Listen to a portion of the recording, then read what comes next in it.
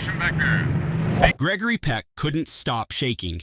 Between takes, he'd disappear to collect himself, and the crew whispered that something was wrong with their leading man. They were right. He was living through the exact breakdown his character was supposed to fake. 12 O'Clock High wasn't just a movie about men pushed to their limits. It was made by men at their limits. And the 15 facts I'm about to share will change everything you thought you knew about this 1949 masterpiece. Number 1. The iconic Hard Luck speech. Let's begin with the scene that defined military leadership on screen for generations. Gregory Peck's brutal dressing down of the 9 18th Bombardment Group became one of cinema's most famous leadership moments. These men see themselves as cursed, the hard luck outfit, and Savage tears them apart. His transformation from sympathetic observer to demanding commander happens in minutes. He insults their courage, questions their competence, tells them they're already dead. Peck's performance walks an impossible line, making us understand Savage is manipulating these men for their own good while recognizing the manipulation as genuine cruelty. Number 2. Based on real bomber groups. This story wasn't dreamed up by Hollywood screenwriters imagining war. It was written by two men who'd been there. Cy Bartlett and Bernalay Jr. both served in the 8th Air Force, stationed in England during the darkest days of daylight bombing over Germany. The film drew heavily from the 918th Bombardment Group's actual experiences. Bartlett and Lay witnessed the psychological toll firsthand.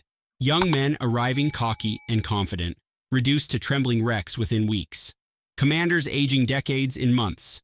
The grinding mathematics of attrition that everyone understood but nobody discussed. What they captured wasn't fiction. It was testimony. And that's what made the film so uncomfortable for some viewers. Number 3. Real combat footage integration. Director Henry King faced an impossible challenge. How do you recreate the most devastating air war in history on a Hollywood budget? His solution was elegant and haunting. He seamlessly blended authentic Air Force combat footage with staged sequences.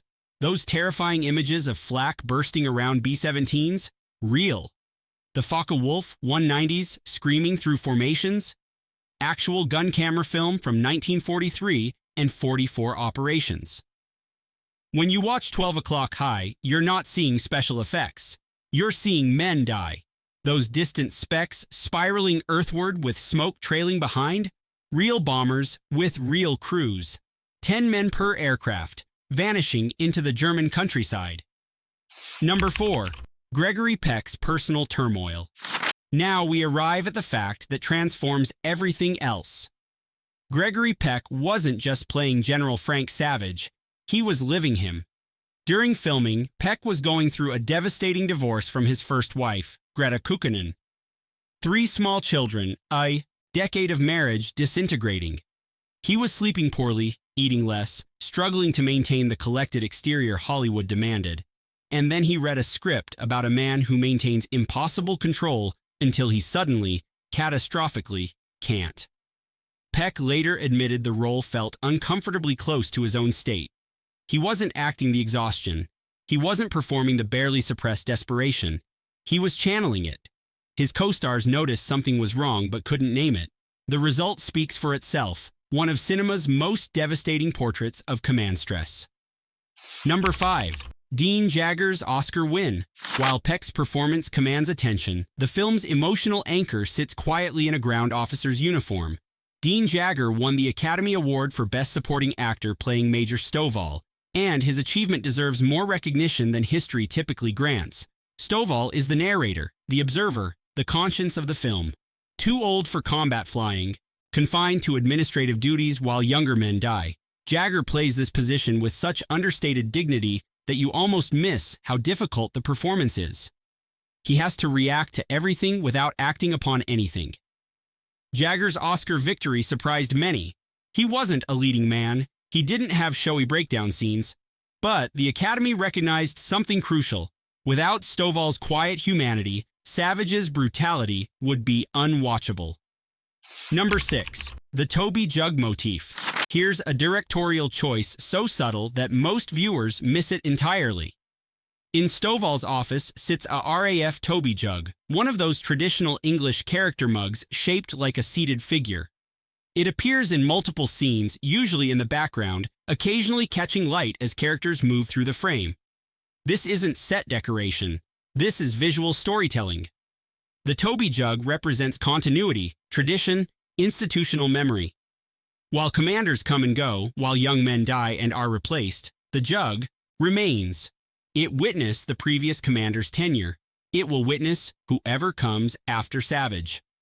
Director Henry King positioned the prop deliberately in shots about leadership succession and the burden of command history. Modern filmmakers study this technique, the subtle recurring image that accumulates meaning through repetition. Number 7. Method acting before method. Here's what makes Peck's performance even more remarkable. Despite his personal crisis, he still did the homework. Obsessive, thorough, almost frighteningly committed homework. Before filming began, Peck visited psychiatric hospitals. He sat with veterans suffering what was then called combat fatigue, what we now recognize as post-traumatic stress disorder. He listened to their stories, watched their tremors, observed how the 1,000-yard stare could flash across a man's face without warning. He consulted military psychiatrists specializing in flak-happy pilots. This kind of psychiatric research for a role was virtually unprecedented in 1948, years before Marlon Brando made method acting famous. Watch Peck's eyes in the later scenes. That's not actor's instinct. That's clinical observation transformed into art. Number 8. The co-authors' rivalry. Bartlett and Leigh agreed on the importance of their story. What they couldn't agree on was the story itself. Their creative battles nearly destroyed the project before cameras ever rolled. Bartlett wanted a tough command story. Hard decisions, institutional pressure, the loneliness of leadership. He saw General Savage as the centerpiece. Leigh had different ideas. He wanted to focus on aircrew psychology, the bombardiers who couldn't sleep, the tail gunners who flinched at backfiring cars. Their arguments were legendary. Heated script conferences that left assistants afraid to enter the room. And you know what? That tension saved the film. Neither man got exactly what he wanted, and the compromise produced something richer than either vision alone. Number 9. Darryl Zanuck's personal investment. By 1948, Hollywood had a problem. Audiences were sick of war movies. 4 years of wartime propaganda had left the public exhausted. Military pictures were box office poison. So when Darryl Zanuck, the legendary chief of 20th Century Fox, announced another World War II film, people thought he'd lost his mind. But Zanuck wasn't just any studio boss. He was a former Army Signal Corps lieutenant colonel who'd seen what combat did to men. For Zanuck, this wasn't a war picture. It was a leadership picture. He fought for every dollar of the budget, defended the project against nervous executives. When the film became a massive success, his instincts were vindicated. He'd understood what audiences actually wanted, not more combat, but truth about the men who fought. Number 10. The bicycle breakdown scene. We need to talk about the ending, because what happens in the final act broke every rule Hollywood understood about heroes. General Savage has pushed the 9 at 18th into becoming an effective fighting unit. Then comes the morning of a maximum effort mission. Savage walks to his bicycle, ready to ride to the flight line. He throws his leg over the seat. And he can't move. Psychological paralysis. The weight of every death finally crushes him. Peck shot the scene in one take. Director King was afraid to ask for another, afraid whatever raw truth Peck had accessed would vanish. Audiences in 1949 didn't know how to react. Heroes weren't supposed to break. John Wayne didn't freeze up. And yet the scene resonated. Veterans wrote letters thanking the filmmakers for showing what they'd experienced. Number 11. Paul Stewart's unnerving presence.